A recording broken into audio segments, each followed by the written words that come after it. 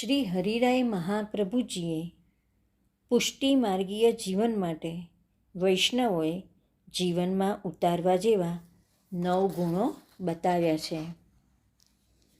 આ ગુણો સમજપૂર્વક અને ધ્યાનપૂર્વક ઉતારવાની આપણને આજ્ઞા કરે છે. પહેલું, ભગવદ્ માર્ગમાં સ્થિતિ. કેવળ વૈષ્ણવ કહેવડાવાથી વૈષ્ણવ થઈ જવાતું નથી, તેમ શ્રી હરિરાયજી મહાપ્રભુજી આજ્ઞા કરે છે. આ 9 ગુણો આપણી વૈષ્ણવતાનું બેરોમીટર છે. આપણે આપણી જાતને પૂછી જોવાનું કે આપણે શું કરીએ છીએ. સેવા અને સ્મરણ દ્વારા ભગવાનમાં આપણી સ્થિતિ છે કે કેમ. બીજું, સેવા સ્મરણ કરતાં ભગવદ્ માર્ગમાં સ્થિતિ રાખનાર વૈષ્ણવને મર્યાદાના કોઈ ફળની ઈચ્છા ન હોય. આપણે આપણા મનને પૂછી જોવાનું કે તેને લૌકિક વૈદિકની ઈચ્છા આકાંક્ષા છે. સેવા દ્વારા ઊંડે લૌકિક સ્વાર્થ સાધવાનો વિચાર રહેલો છે. સદાય લીલાના અનુભવની ઝંખના, પ્રભુની આકાંક્ષા આપણા હૃદયને સતત વિરહતાપથી તપાવતી હોય તો તે પુષ્ટિમાર્ગીય વૈષ્ણવનો ગુણ છે. ત્રીજું, લૌકિકમાં વિરક્તિ. લૌકિકમાં રહેવા છતાં લૌકિકના વિષયોનો સ્પર્શ હૃદયને ન થાય. હૃદય લૌકિક વિષયોમાં જલ કમલવત રહે. ચોથું, શ્રી કૃષ્ણમાં આસક્તિ દ્વારા સર્વાત્મ ભાવની દ્રઢતા, પ્રભુમાં ધીમે ધીમે પ્રેમ થાય, આસક્તિ વધે, તેમાંથી વ્યસન અવસ્થા પ્રાપ્ત થઈ, એવો સર્વાત્મ ભાવ પ્રગટે કે મારું સર્વસ્વ કેવળ પ્રભુ છે. મારા પ્રાણ કરતાં પણ પ્રભુ મને વધારે પ્રિય છે. સેવા સ્મરણ દ્વારા હૃદયમાં આવો સર્વાત્મ ભાવ પ્રગટાવવાની અને દ્રઢ કરવાની આવશ્યકતા છે. પાંચમું, સત્સંગ.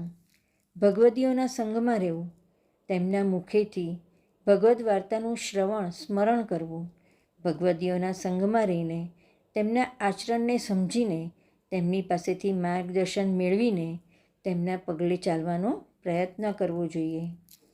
છઠ્ઠું, શ્રી મહાપ્રભુજીનો આશ્રય. શ્રી વલ્લભ પ્રભુ એ જ મારું સર્વસ્વ છે. હું શ્રી વલ્લભ પ્રભુના ચરણારવિંદનો દાસ છું. શ્રી વલ્લભ પ્રભુ દ્વારા મને પ્રભુની પ્રાપ્તિ થવાની છે. શ્રી વલ્લભ પ્રભુના કૃપાભાજન બનવા માટે હું સદાય તેમના ચરણનું સેવન કરું. એ ચરણારવિંદમાં બિરાજતા 16 ચિહ્નો, 10 નખચંદ્ર સદાય મસ્તક અને હૃદય પર બિરાજે એવું સતત ભાવન કરવાથી શ્રી મહાપ્રભુજીનો દ્રઢ આશ્રય થશે. દ્રઢ વિશ્વાસ. શ્રી મહાપ્રભુજીમાં અને શ્રી ઠાકોરજીમાં દ્રઢ વિશ્વાસ હોય તો જ આપશ્રીએ બતાવેલ માર્ગે આપણે ચાલી શકીશું. એ માર્ગે ચાલવામાં આપણને સંકલ્પ વિકલ્પ નહીં થાય. આઠમું, પુષ્ટિમાર્ગીય જીવનથી વિરુદ્ધ જે કંઈ લૌકિક વૈદિક બાબતો હોય, જે આપણને પ્રભુથી વિમુખ કરાવનારી હોય, તેનાથી દૂર રહેવું. નવમું, શ્રી મહાપ્રભુજી શ્રી ઠાકોરજીના દર્શન માટે ક્ષણે ક્ષણે અભિલાષા રાખવી, દર્શનમાં ઉત્સાહ રાખવો અને દર્શન માટે તત્પર રહેવું. દર્શન માટેના તડપણ અને વિરહ આપણા હૃદયમાં હંમેશા પ્રગટેલા રહે. એવી આરતી હંમેશા રહે કે પ્રભુ અને મહાપ્રભુજીના અલૌકિક મંગલ મુખારવિંદના આપણને ક્યારે દર્શન થશે. આપણે હંમેશા વિનંતી કરતા રહીએ કે હે નાથ, મને આપના અલૌકિક સ્વરૂપના દર્શન આપો.